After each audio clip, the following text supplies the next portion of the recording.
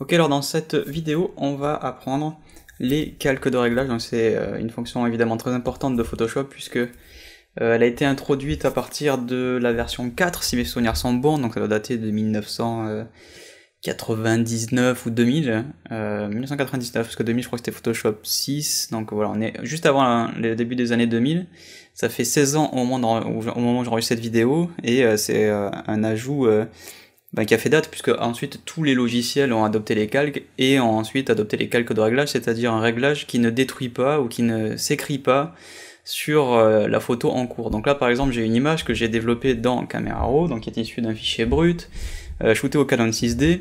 Donc cette image est déjà développée, mais on voit que j'ai qu'un seul calque ici, donc avant quand on faisait des modifs, vraiment quand il y a très longtemps du coup, quand on faisait des modifs, on faisait tout à même le calque, donc si j'avais fait, comme vous le voyez ici, un petit coup de lumière et une saturation de couleur, si je sauvegardais que je réouvrais cette photo, je perdais tout. Donc évidemment le fichier PSD, le format PSD nous permet de garder tous les calques, et parmi eux les calques de réglage. Donc on va revenir à une image neutre.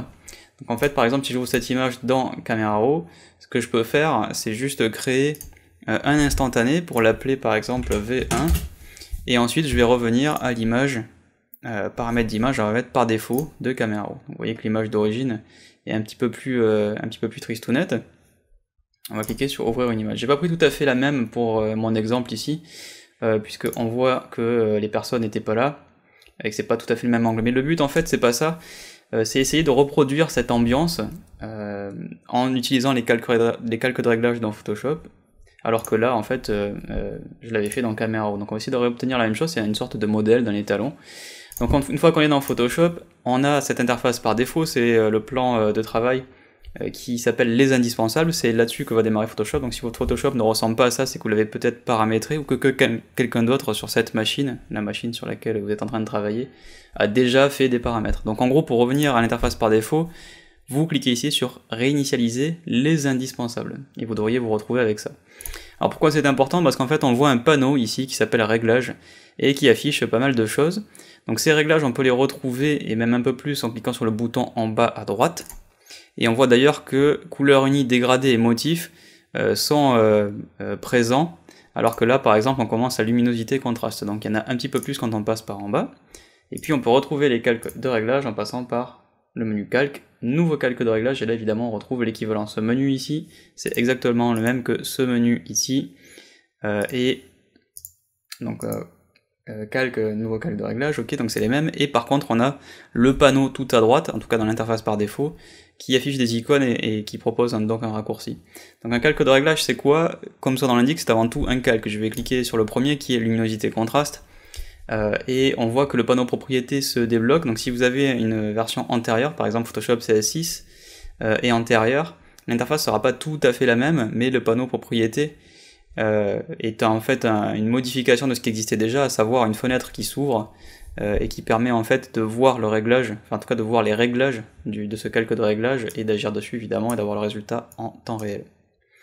Donc le calque de réglage est avant tout un calque, et il est donc associé à un masque. Ça veut dire que quand on fait un réglage, on peut le dissocier du reste, c'est-à-dire qu'il s'applique par-dessus le reste, et donc il peut être caché ou visible. Il peut avoir, comme tous les calques, une opacité, il peut avoir comme tous les calques un mode de fusion, même si sur un calque de réglage c'est peut-être un peu moins pertinent.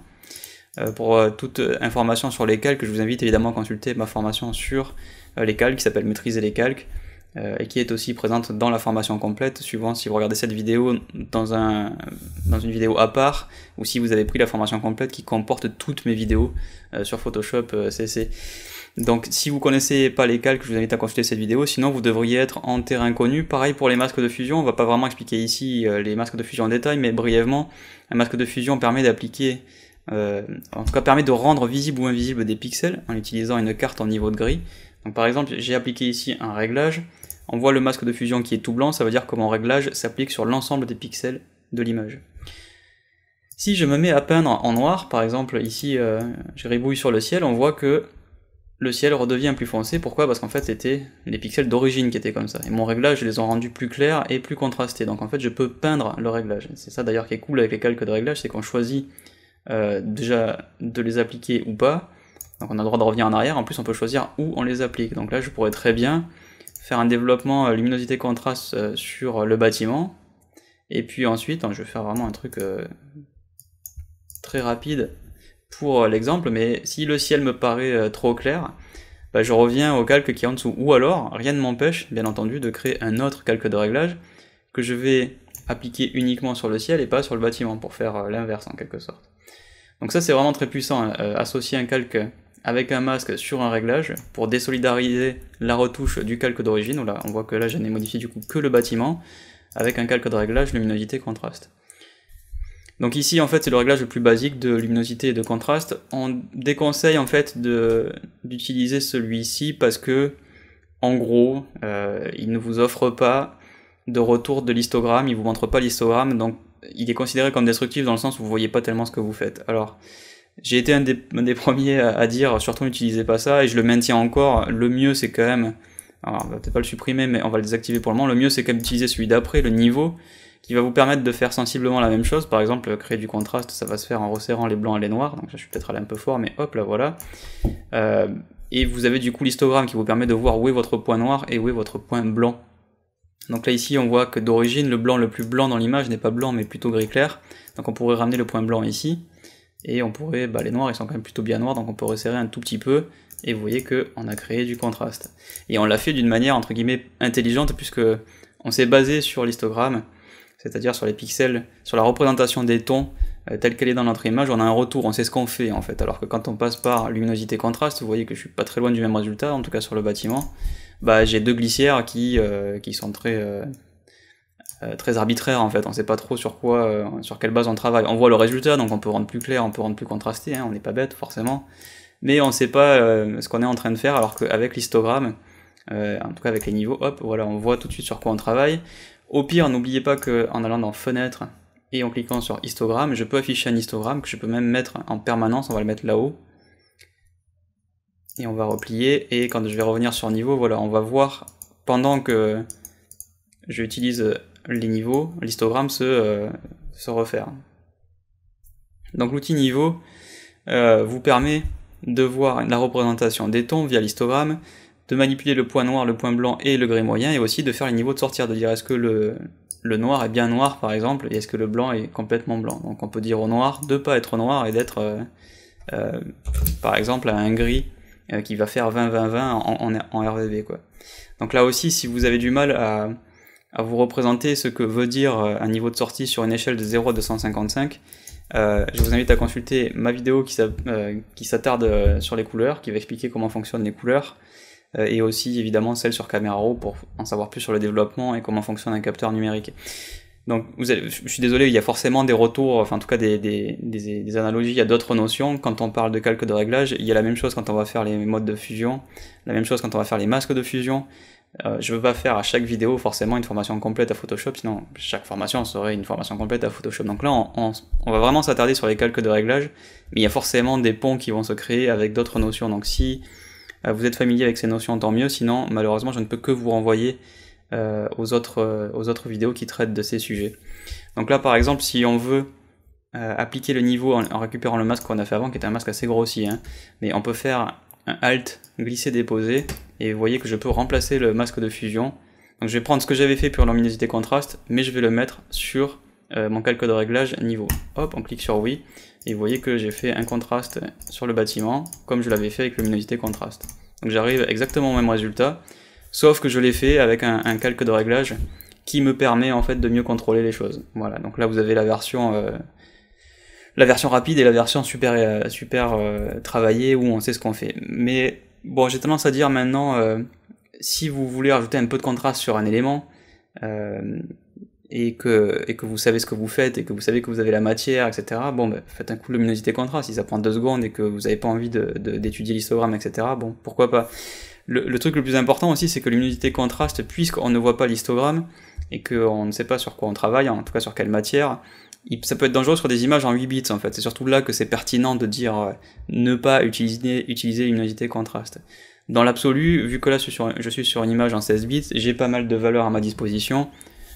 Créer mon contraste avec une luminosité contraste, ça pourra pas être vraiment très dangereux puisque j'aurai suffisamment de matière, j'aurai suffisamment de ton dans l'image pour pouvoir resserrer mon contraste sans être trop destructif, donc il n'y a pas de problème. Donc en gros, la manière intelligente de défendre cet outil, c'est de dire niveau, il est bien en toutes circonstances, même s'il est un peu plus entre guillemets difficile à utiliser parce que il y a des choses à lire. Mais luminosité contraste, il faut surtout le déconseiller quand vous retouchez un JPEG en 8 bits. Quoi. Voilà, en gros c'est surtout ça. Quoi. Maintenant vous êtes sur une image issue d'un fichier brut en 16 bits, vous avez 5 secondes à consacrer au contraste, boum, vous cherchez luminosité contraste et vous mettez du contraste. Voilà, comme ça au moins ça prend 2 secondes. Vous pouvez aussi passer par la version Camera Raw, c'est-à-dire que vous faites un filtre Camera Raw et vous allez chercher la glissière contraste qui va faire d'ailleurs exactement la même chose. Donc ensuite sur les niveaux, on a la possibilité de travailler par couche, on a la possibilité de travailler sur les niveaux automatiques, on peut lui dire via les pipettes quel est le pixel étalon qui va servir pour le point noir ou le point blanc, c'est-à-dire quel est le pixel dans l'image qui doit être considéré comme le noir le plus pur, et tout va se rééquilibrer en conséquence. Par exemple, si je prends une image, un point qui est là-bas, donc il vaut mieux plutôt zoomer parce que là je le fais très loin, donc s'il faut, à cette distance, je vais cliquer sur le pixel qui est plus clair dans cette statue qui est pourtant très foncée. Moi j'estime que ça là-bas, ça devrait être le point le plus noir, plutôt les là-bas, voilà, puisqu'on est complètement dans l'ombre. Et vous voyez que l'image se rééchantillonne. On va faire la même chose pour le blanc, qu'est-ce qui doit être considéré comme étant l'élément le plus blanc de l'image?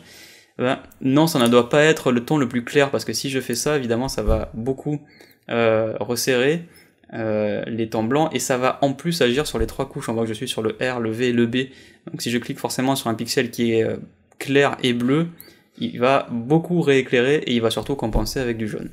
Après, quand on voit l'image d'origine qui est quand même très très froide, on voit qu'il a l'intelligence de compenser le surplus de bleu, mais j'ai quand même cliqué sur le ciel, donc c'est forcément un pixel bleu. Il aurait mieux valu cliquer sur un pixel qui est censé être neutre, c'est-à-dire un pixel qui est censé être gris. Et en fait, si on regarde le point blanc, on peut aller dans une zone en fait qui est évidemment frappée par le soleil, et forcément sur un objet qui est censé être gris. Si je prends la façade, on est sur, alors je suis pas expert en bâtiment, mais c'est forcément rougeâtre ou jaunâtre, les pierres. Si on prend le ciel, c'est forcément en bleu. Ensuite, il y a le cas particulier, ici c'est un reflet, donc il va y avoir les spéculaires, donc les lumières sur les surfaces métalliques comme ça qui vont être forcément blanc pur, entre guillemets brûlé. Donc si je prends quelque chose là-dedans, je vais forcément retomber sur un blanc très neutre, et là je vais avoir une image qui va être très neutre. Donc attention sur quoi vous allez étalonner, échantillonner en fait le point noir, le point blanc, puisque du coup vous allez influencer pas mal le développement, en particulier là on est en RVB, et donc du coup c'est les 3 couches en fait qui vont se resserrer différemment. Vous voyez que là les glissières sont pas positionnées au même endroit, sur le rouge, sur le vert ou sur le bleu. On peut lui demander de faire un niveau automatique, voilà. Et ensuite, si jamais c'est pas exactement ce que vous voulez, vous pouvez aller dans le bleu et vous voyez resserrer éventuellement le niveau d'entrée ou de sortie. Donc en l'occurrence ici, il faut limiter le bleu dans les blancs pour du coup ramener du jaune. Donc en gros on prend le point, le niveau de sortie sur la couche de bleu et on resserre et on va dire voilà, on va avoir une image qui est... Alors vous étiez pas là quand j'ai pris la photo, mais je peux vous assurer que on a quelque chose ici qui est beaucoup plus proche de ce que j'ai vu. Voilà, c'était légèrement plus chaud, puisque mon appareil avait été, il était réglé par défaut en mode automatique, mais la balance des blancs qui était faite, il est vrai, était quand même un peu froide. Maintenant c'est une question de goût, après vous pouvez volontairement faire des images froides, ou au contraire les faire plutôt chaudes. Donc là je suis sur le niveau de sortie au niveau des blancs, mais ça peut aussi très bien se faire au niveau, vous le voyez, du ton moyen, c'est-à-dire dire au niveau du gris moyen, et de tous les tons qui sont au milieu, on va plutôt réchauffer, et là ça va réchauffer vraiment une bonne partie de l'image, et non pas seulement les tons clairs. Donc c'est à ça que sert l'outil niveau. Il peut agir sur l'ensemble des tons de l'image, les ombres, les tons moyens, les tons clairs, sur le produit des 3 couches rouge, vert, bleu, donc en gros sur la lumière, puisqu'on est sur une synthèse additive, mais il peut très bien aussi agir sur une couche en particulier pour corriger éventuellement un déséquilibre dans la balance des blancs, et ce déséquilibre éventuellement en plus plutôt sur une partie des tons. Donc en l'occurrence ici, moi c'était plutôt les tons clairs. Donc ça en fait un outil très puissant qui vous permet de rééquilibrer une image avant même de commencer à travailler dessus. Et en général, ce que je conseille de faire, c'est, si vous n'avez pas fait de développement dans Camera Raw pour corriger ces problèmes, dans Photoshop, vous mettez un calque de réglage et vous pouvez faire toutes ces choses.